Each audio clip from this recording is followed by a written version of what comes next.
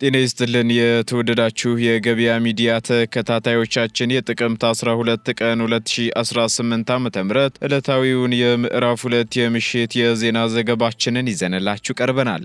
የተመረጡ ምጣኔ ሀብታዊ፣ ማህበራዊና ሌሎች አዳዲስ መረጃዎችንም በዜና ዘገባችን ላይ አካተናል። አብራችሁን እንድትቆዩ እንጋብዛለን። በቅድሚያም አርዕስቶችን መምህራንን በተመለከተ የወጣው ደንብ ለሶስተኛ ጊዜ ማሻሻያ እንደተደረገበት ተገለጸም። በዚህ ማሻሻያም በርካታ ጉዳዮች መደንገጋቸው ተሰምቷል። የምንነግራችሁ ይሆናል። በበርካታ የነዳጅ ማደያዎችና የነዳጅ አከፋፋይ ኩባንያዎች ላይ እርምጃ መወሰዱ ተገለጸም። በተጨማሪም ከነዳጅ ሽያጭና ማከፋፈል ሂደት ጋር በተያያዘ አዳዲስ መረጃዎች ወጥተዋል። በዝርዝር የምናጋራችሁ ይሆናል። በርካታ ከፍተኛ አመራሮችና ሰራተኞች ከስራ መሰናበታቸው ተሰማም። የከፍተኛ አመራሮችን እርምጃ ተከትሎም አዳዲስና አነጋጋሪ መረጃዎች እየወጡ ይገኛሉ። በዝርዝር የምትሰሙት ይሆናል። የትምህርት ምዘናና ፈተናዎች አገልግሎት የ12ኛ ክፍል ብሔራዊ ፈተና የሚወስዱ ተማሪዎች እንደ ግዴታ የሚተገብሩትን አዲስ መረጃ ይፋ አድርጓል። የምትሰሙት መረጃችን ነው። የተወደዳችሁ የገበያ ሚዲያ ተከታታዮቻችን እነዚህንና ሌሎች ኢኮኖሚያዊና ማህበራዊ መረጃዎቻችንን ይዘንላችሁ ቀርበናል። አዳዲስ እንዲሁም ትኩስ ኢኮኖሚያዊና ማህበራዊ መረጃዎቻችንን ለማግኘት ታዲያ የገበያ ሚዲያን እንድትወዳጁ እየጋበዝን በዝርዝር ወደምንመለከታቸው መረጃዎቻችን እናልፋለን። ታላቅ የምስራች! በ4 ሚሊዮን 400 ሺህ ብር በአጠቃላይ ክፍያ የቤት ባለቤት የሆኑ ሜሪት ፕሮፐርቲስ በሪል ስቴት ዘርፍ እንዲሁም በኮንስትራክሽን 2 አስርት ዓመታትን ያስቆጠረው ድርጅታችን አሁን ደግሞ ሰፊ ሙያዊ ክህሎት ተላብሶ የፖስቴንሽን ኮንስትራክሽን ቴክኖሎጂ ተጠቅሞ በውባ ፒያሳ ዘመናዊ መኖሪያ አፓርትመንት ቤቶችን በተመጣጣኝ ዋጋ አቅርበንሎታል። አራዳ ፓርክና ወዳጅነት ፓርክ ከፊትና በስተጀርባ ያደመቁት የውብ መንደራችን 2 ቤዝመንት ያለው እስከ 4ኛ ወለል ደረጃውን የጠበቀ ሞል እንዲሁም ባልተለመደ መልኩ 5ኛና 6ኛ ተጨማሪ የመኪና ማቆሚያ ሆኖ ያገለግላል። ለደንበኞች ጥራትና ምቾት የሚተጋው ድርጅታችን ሜሪትስ ፕሮፐርቲ በዚህ መንደር መዋኛ ገንዳ፣ ጂምናዚየም፣ ደረጃውን የጠበቁ ሰፋፊ ሊፍቶች፣ ምቹና በቂ የመኪና ማቆሚያ ቦታዎች፣ ዘመናዊ የደረቅ ቆሻሻ ማስወገጃ፣ አውቶማቲክ ጄኔሬተር የተገጠመለት የከርሰ ምድር ውሃና ለተለያዩ አገልግሎቶች የሚውሉ ሰገነት አካቷል። ከባለ 1 እስከ ባለ 3 መኝታ ቤቶችን በ10% ቅድመ ክፍያ ከ441 ሺህ ብር ጀምሮ የቤት ባለቤት ይሆኑ። እንዲሁም 70% ለሚከፍሉ ደንበኞቻችን 30% ልዩ የማስታወቂያ ቅናሽ ይዘንሎት መጥተናል። ኢትዮጵያ በዓመት የምታጓጉዘው የካርጎ መጠን 18 ሚሊዮን ቶን መድረሱ ተገለጸ። የትራንስፖርትና ሎጂስቲክ ሚኒስቴር የኢትዮጵያን የወጪና ገቢ ንግድ ለማሳደግ በባቡር በዓመት የምታጓጉዘውን 2.1 ሚሊዮን ቶን ካርጎ ወደ 4 ሚሊዮን ለማድረስ እየሰራበት እንደሚገኝ አስታውቋል። የኢትዮጵያ ገቢና ወጪ ንግድ በዋናነት በጅቡቲ ታጁራ ወደብ የሚከናወን እንደሆነ የተገለጸ ሲሆን በዚህም ደግሞ ከ95 በመቶ በላይ የሚሆነው በዚህ ወደብ እንደሚያልፍ የትራንስፖርትና ሎጂስቲክ ሚኒስተር ዴታ አቶ ደርጌ ቦሩ ተናግረዋል። ሚኒስተር ዴታው አክለውም ኢትዮጵያ በዓመት የምታጓጉዘው የካርጎ መጠንም 18 ሚሊዮን ቶን አካባቢ መድረሱን አስታውቀዋል። በተጨማሪም አሁን ያለው የባቡር አቅርቦት ከ6 እስከ 10 ሚሊዮን ቶን ካርጎ በዓመት ማጓጓዝ እንደሚችል ያነሱት ሚኒስተር ዴታው በአሁኑ ወቅት ደግሞ 2.1 ሚሊዮን ቶን ብቻ በባቡር እየተጓጓዘ ይገኛልም ብለዋል። በተሽከርካሪ ሲጓጓዝ የመንገዶች ችግርና ርዝመት፣ አንዳንድ ጊዜ ደግሞ ጅቡቲ ውስጥ ባለው የመንገድ ብልሽት ምክንያት ተሽከርካሪዎች እስከ 4 ቀን ድረስ ሊቆዩ እንደሚችሉም ተናግረዋል። ሎጂስቲክ ላይ ዋናው ነገር ጊዜ ነው ሲሉ የገለጹት ሚኒስተር ዴታው በተሽከርካሪ ማጓጓዝ ጊዜ ከመውሰዱ ባሻገር ዋጋን በመጨመር የንግድ ተወዳዳሪነትንም ይጎዳል ሲሉ አብራርተዋል።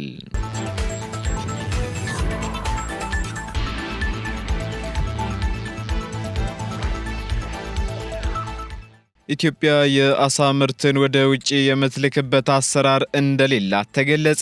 ኢትዮጵያ በመንግስትም ይሁን በግለሰብ ደረጃ የአሳ ምርትን ወደ ውጪ የምትልክበት አሰራር የላትም ሲል የግብርና ሚኒስቴር አስታውቋል። ኢትዮጵያ ከጊዜ ወደ ጊዜ የአሳ ምርት አቅሟ እያደገ ቢመጣም የአሳ ምርትን ግን ወደ ውጪ ሀገራት የምትልክበት የአሰራር ስርዓት እስካሁን አለመዘርጋቱን የሚኒስትሩ ከፍተኛ አማካሪ የሆኑት ዶክተር ጌታቸው መኮንን ተናግረዋል። ተናግረዋል። እንደ ሀገር የአሳ ምርት ጥራት ላይ እውቅና የሚያሰጥ ስራ አለመሰራቱና የተወዳዳሪነት መስፈርት አለመሟላትን ለዚህ በምክንያትነት የጠቀሱት ዶክተር ጌታቸው የአሳ ምርት የሚቀበሉ ሀገራትን ፍላጎት ጠንቅቆ የመረዳት አቅም ማነስ እንዲሁም የውጭ ሀገራት እስካሁን ድረስ ለኢትዮጵያ የአሳ ምርት ፍላጎት አለማሳየታቸውን ለችግሩ ዋነኛ ምክንያቶች መሆናቸውንም ገልጸዋል። በኢትዮጵያ ባሉ የውሃ ሀብቶች ውስጥ ከ200 በላይ የአሳ ዝርያዎች የሚገኙ ሲሆን ከነዚህም መካከል 45 የሚሆኑት በሀገር ውስጥ ብቻ የሚገኙ ብርቅዬ የአሳ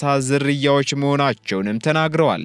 በአሁኑ ወቅትም ኢትዮጵያ ያላትን የውሃ ሀብት በመጠቀም ከ255 ሺህ ቶን በላይ ምርት በዓመት የምታገኝ ሲሆን 530 ሺህ ቶን አሳ ማምረት እንደምትችልም በጥናት መረጋገጡን አሃዱ ሬዲዮ ዘግቧል።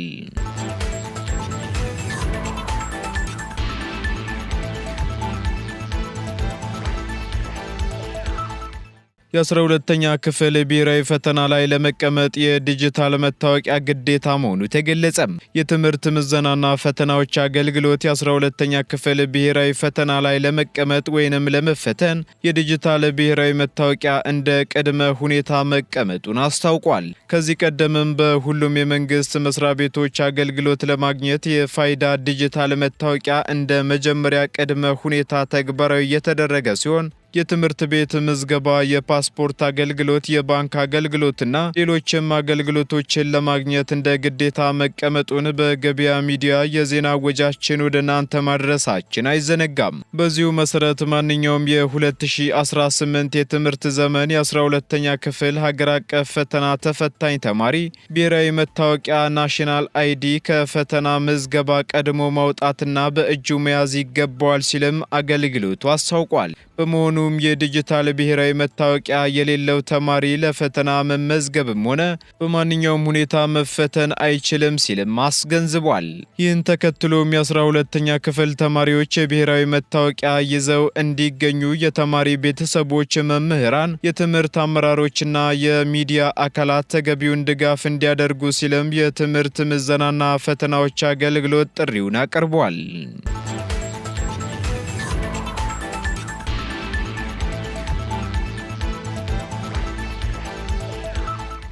መምህራንን በተመለከተ የወጣው ደንብ ለሶስተኛ ጊዜ ማሻሻያ እንደተደረገበት ተገለጸ።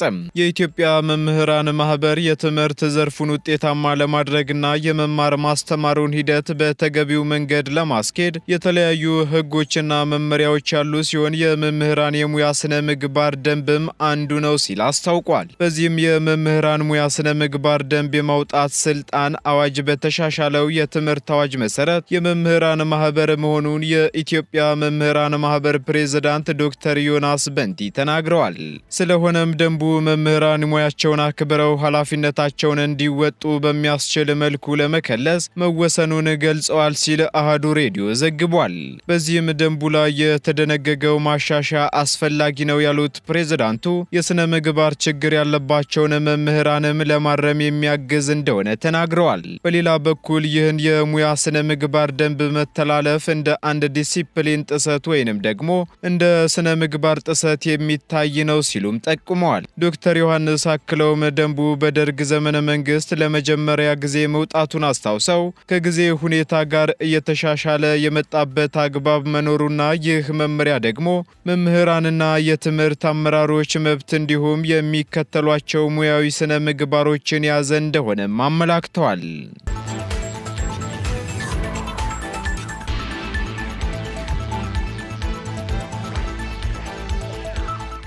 በበርካታ የነዳጅ ማደያዎችና የነዳጅ አከፋፋይ ኩባንያዎች ላይ እርምጃ መወሰዱ ተገለጸ። የነዳጅና ኢነርጂ ባለስልጣን በ2018 በጀት ዓመት የመጀመሪያ ሩብ ዓመት ከነዳጅ ሽያጭና ማከፋፈል ሂደት ጋር በተያያዘ ህገወጥ ድርጊት በፈጸሙ ማደያዎች ላይ እርምጃ መውሰዱን አስታውቋል። በዚህም ዲጂታል ሽያጫቸው ከ50 በመቶ በታች በሆኑ 354 የነዳጅ ማደያዎች ላይ በአዋጁ መሰረት እርምጃ መወሰዱን የባለስልጣኑ የህዝብ ግንኙነትና ኮሚኒኬሽን ስራ አስፈጻሚ በቀለች ኩማ ተናግረዋል። በተመሳሳይ ዲጂታል ሽያጫቸው ዝቅተኛ በሆኑ 6 የነዳጅ አከፋፋይ ኩባንያዎች ላይም በአዋጁ መሰረት ለ2 ወራት የነዳጅ ጭነት እንዳይደረግላቸው መወሰኑንም ጠቅሰዋል።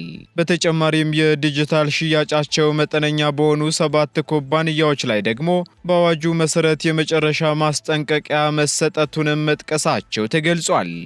እንዲሁም በደቡብ ምዕራብ ኢትዮጵያ ህዝቦች ክልል ደግሞ አንድ ማደያ ነዳጅ በበርሜል በመቅዳት የጥቁር ገበያ ሽያጭ ለማከናወን ሲንቀሳቀስ በመያዙ ለ6 ወራት ከነዳጅ ትስስር መታገዱም ተገልጿል።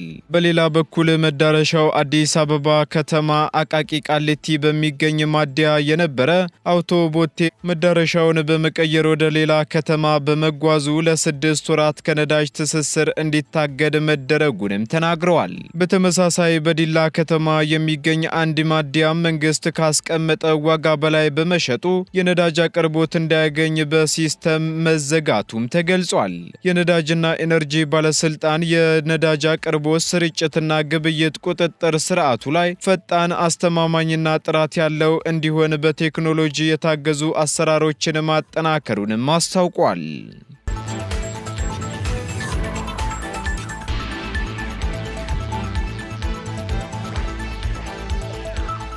በበርካታ ከፍተኛ አመራሮችና ሰራተኞች ላይ እርምጃ መወሰዱ ተነገረም። የኢትዮጵያ ኤሌክትሪክ አገልግሎት ባለፉት 3 ወራት በዲጂታል የሙስና መረጃ ጥቆማ መቀበያ ስርዓትና በሌሎች አማራጮች በተቀበላቸው መረጃዎች መሰረት በ20 የተቋሙ አመራሮችና ሰራተኞች ላይ እርምጃ መውሰዱን አስታውቋል። በዚህም የብልሹ አሰራር ጥቆማዎች ከቀረቡባቸው የስራ ሂደቶች መካከልም ለአዲስ ኃይል ጥያቄዎች ምላሽ መስጠት፣ የኃይል መቆራረጥና አስቸኳይ ጥገና፣ የቆጣሪ ንባብና የክፍያ ስብስብ እንዲሁም የንብረት አያያዝና አጠቃቀም የመሳሰሉት ይገኙበታል ተብሏል። ይህን ተከትሎም እስካሁን በዲጂታል የሙስና ጥቆማ መቀበያ ስርዓትና በሌሎች አማራጮች አማካኝነት 170 ጥቆማዎችና አቤቱታዎች ቀርበው 152ቱ መጣራት መቻላቸውም ተገልጿል። በጥቆማዎቹ መሰረትም በሩብ ዓመቱ እርምጃ ከተወሰደባቸው አመራሮች እና ሰራተኞች መካከል በ8ቱ ላይ የጽሑፍ ማስጠንቀቂያ፣ በ10ሩ ላይ ደግሞ የደሞዝ ቅጣት እንዲሁም በ2ቱ ላይ ደግሞ የስንብት እርምጃ መውሰዱን አገልግሎቱ አስታውቋል።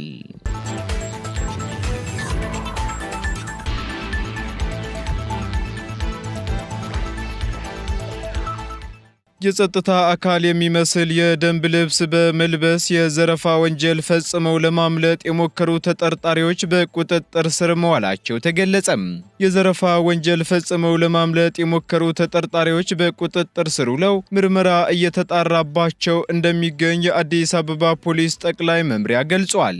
ተጠርጣሪዎቹ የጸጥታ አካል የሚመስል የደንብ ልብስ በመልበስ የዘረፋ ወንጀል ፈጽመው በቁጥጥር ስር የዋሉት ጥቅምት 11 ቀን 2018 ዓ.ም በቦሌ ክፍለ ከተማ ወረዳ 14 ጃክሮስ ተብሎ በሚጠራው አካባቢ መሆኑ ተገልጿል። አብርሃም አሸናፊና ዳግም ብርሃኑ የተባሉት ሁለቱ ተጠርጣሪዎች ወንጀሉን የፈጸሙት ረዴት አህመድ በተባለችው ግለሰብ ላይ እንደሆነ ከቦሌ ክፍለ ከተማ ፖሊስ መምሪያ የተገኘው መረጃ ያመለክታል።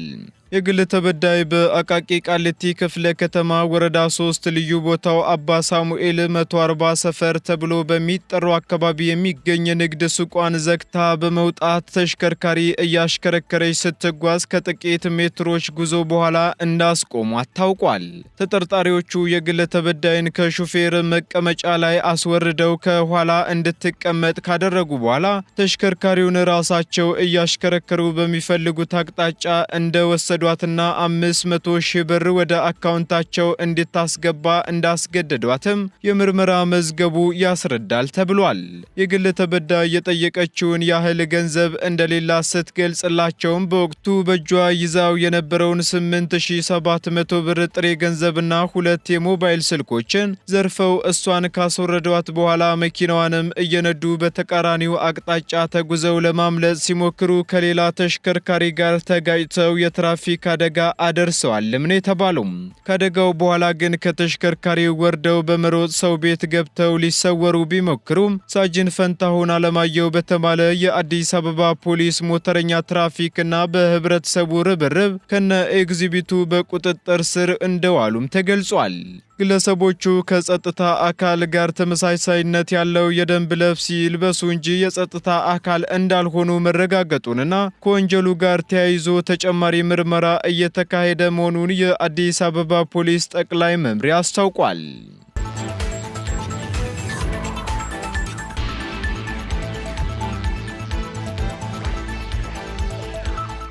ቀጥለናል። ውድ ተከታታዮቻችን በስፋት በዝርዝር ወደምንመለከተው መረጃችን ስንሸጋገር የተራቀቁ ማጭበርበሮችን ለመክታት ህጎችን መፈተሽና ዘመናዊ ማድረግ ግድ ነው ተብሏል። ሚሊዮን ሙሴ በዝርዝር ወደ እናንተ ያደርሰዋል። የተራቀቁ ማጭበርበሮችን ለመክታት ህጎችን መፈተሽና ዘመናዊ ማድረግ ግድ ነው ተባለ።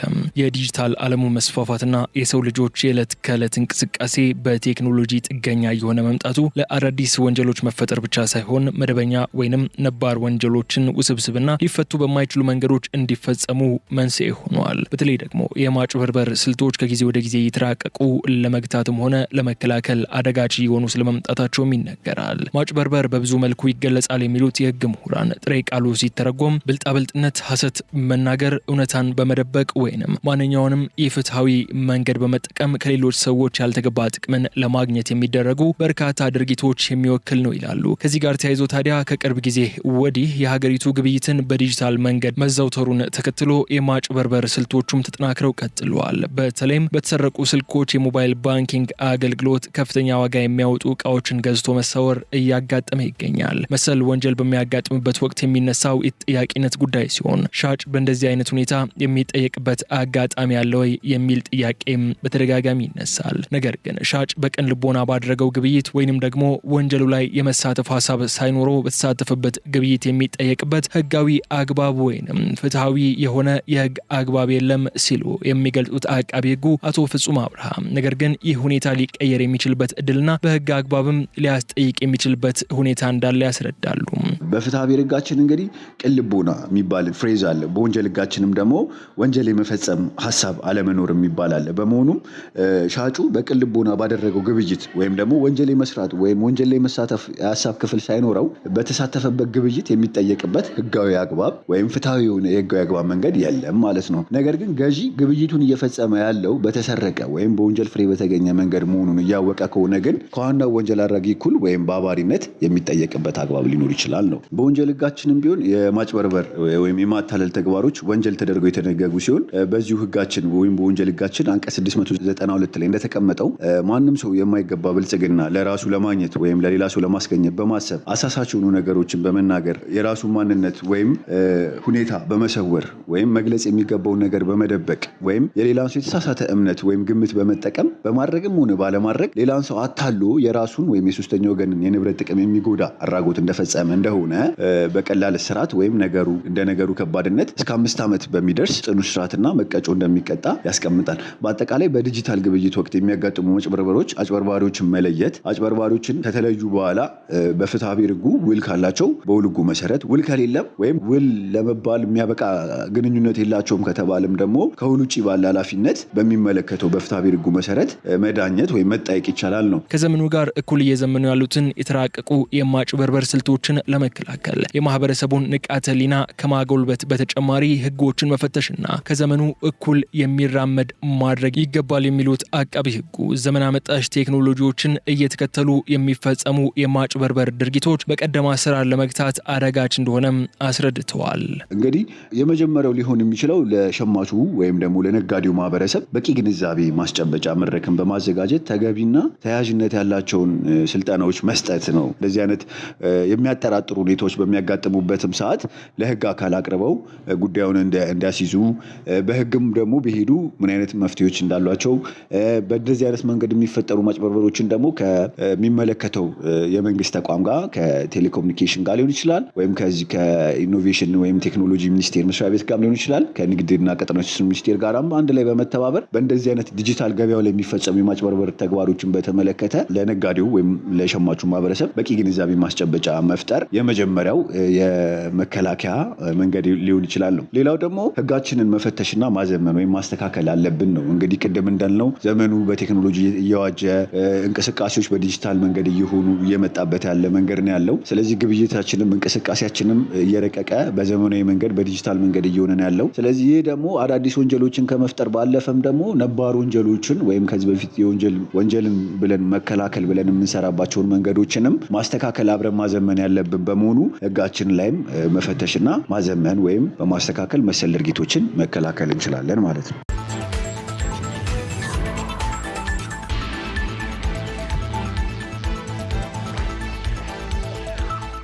ቀጥለናል። ውድ ተከታታዮቻችን ወደ መጨረሻው ዝርዝር መረጃችን ስንሸጋገር የዓለም የገንዘብ ድርጅት የአፍሪካ ሀገራትን አስጠነቀቀም።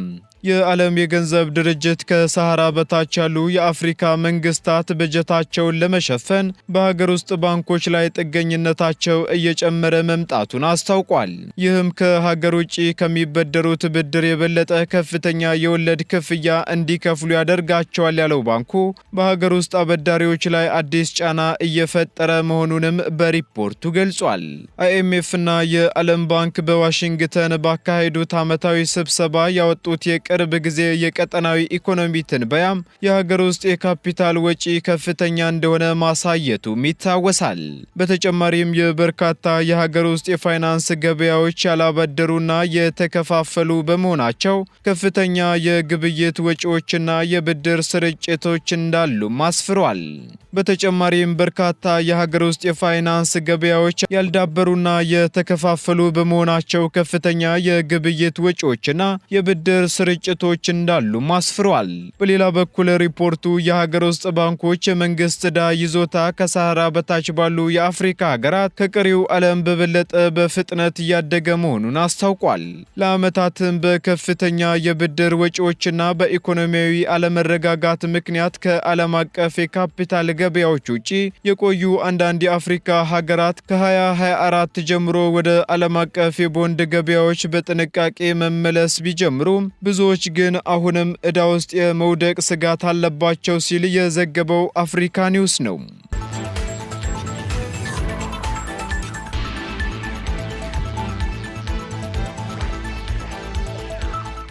የተወደዳችሁ የገበያ ሚዲያ ተከታታዮቻችን ለምዕራፍ 2 ያዝንላችሁ ኢኮኖሚያዊና ማህበራዊ መረጃዎቻችን እነዚህን ይመስሉ ነበር። አዳዲስ እንዲሁም ትኩስ ኢኮኖሚያዊና ማህበራዊ መረጃዎቻችንን ለማግኘት ታዲያ የገበያ ሚዲያን እንድትወዳጁ እንጋብዛለን። ሰናይ ጊዜን ተመኘን።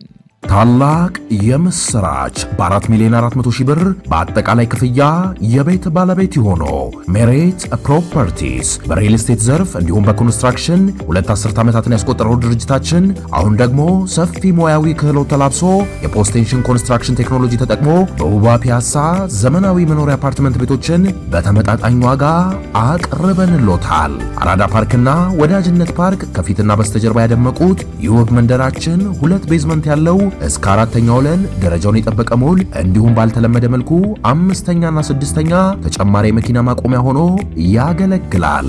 ለደንበኞች ጥራትና ምቾት የሚተጋው ድርጅታችን ሜሪትስ ፕሮፐርቲ በዚህ መንደር መዋኛ ገንዳ፣ ጂምናዚየም፣ ደረጃውን የጠበቁ ሰፋፊ ሊፍቶች፣ ምቹና በቂ የመኪና ማቆሚያ ቦታዎች፣ ዘመናዊ የደረቅ ቆሻሻ ማስወገጃ፣ አውቶማቲክ ጄኔሬተር የተገጠመለት የከርሰ ምድር ውሃና ለተለያዩ አገልግሎቶች የሚውሉ ሰገነት አካቷል። ከባለ 1 እስከ ባለ 3 መኝታ ቤቶችን በ10% ቅድመ ክፍያ ከ441 ሺህ ብር ጀምሮ የቤት ባለቤት ይሆኑ። እንዲሁም 70% ለሚከፍሉ ደንበኞቻችን 30% ልዩ የማስታወቂያ ቅናሽ ይዘንሎት መጥተናል።